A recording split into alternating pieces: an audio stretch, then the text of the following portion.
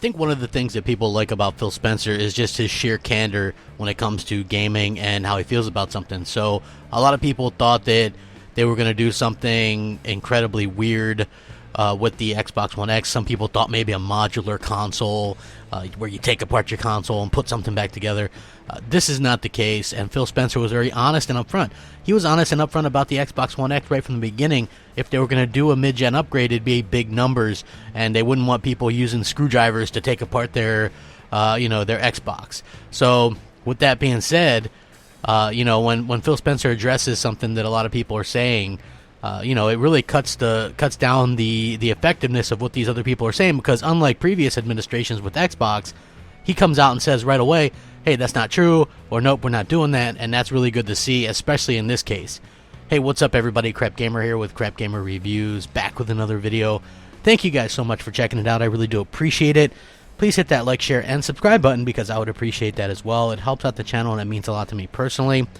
If you wouldn't mind hitting that bell so you're notified of all the content, I would appreciate that as well. So let's kind of get into this.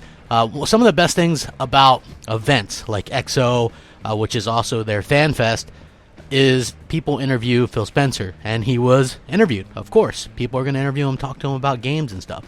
That's what he does. So in this interview, which I will link, Phil Spencer was talking about Project xCloud, and he said that it's going to be a long time before it can hit mass market, and even longer before it comes the best way to play games, if it can even ever happen. See, so many people are of the belief that we're right around the corner, or 5 years from now, we're all going to only be able to play games via streaming services, and this is not the case, and Phil Spencer recognizes that. So, here's what he had to say.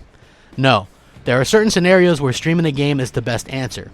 On a console, the best scenario for you is to download that game and play. If you're on a PC that's capable of downloading and playing that game, download and play the game. Not all devices are capable of playing the most great fidelity games that we have here on the show. So streaming is an option in those scenarios. And there are some scenarios of like instant start and trials where maybe streaming on a device could be interesting. But I think for years and years, the best way to play a game on a console will be to download that game and play it. The same thing on PC. I think streaming is something that's further out in terms of it becoming a really mass market where everybody's going to do it, and even way further out before it's the best way to play a game, if it ever is. I just think it's about giving you a choice as a player, not about replacing what you do today. Basically sums up what I've been trying to say for a long time. So many people are trying to push streaming as the future, and I'm like, no. Like, I don't mind it as an option, but I think that it'd be ridiculous to try and replace the hardcore gamers that always want to buy a box to play the best games at the best fidelity with the least input lag. Now, here's the thing. Input lag. It's a real thing. If you play Red Dead Redemption 2, for example, right? Apparently, there's up to 13 milliseconds of input lag from when you push a command on the controller to the reaction on the screen. That's a huge number.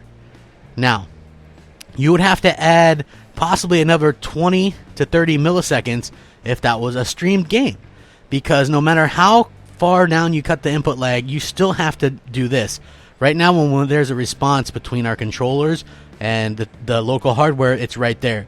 When it's a streamed game, the response goes from what you're doing on your local hardware to across the internet, then all the way back, right? That's going to take some time. No matter how close they get it, they'll never get it to where it's going to be as good as local hardware. So things like multiplayer games and stuff like that is always going to be better played on local hardware. I like that Phil's very honest about this and very upfront that it's just about options. They're trying to grow the market, right? People go, oh, well, Xbox is dead, Xbox is dead. What they're doing is actually growing the market, and we're seeing that be accomplished by adding players that might not play.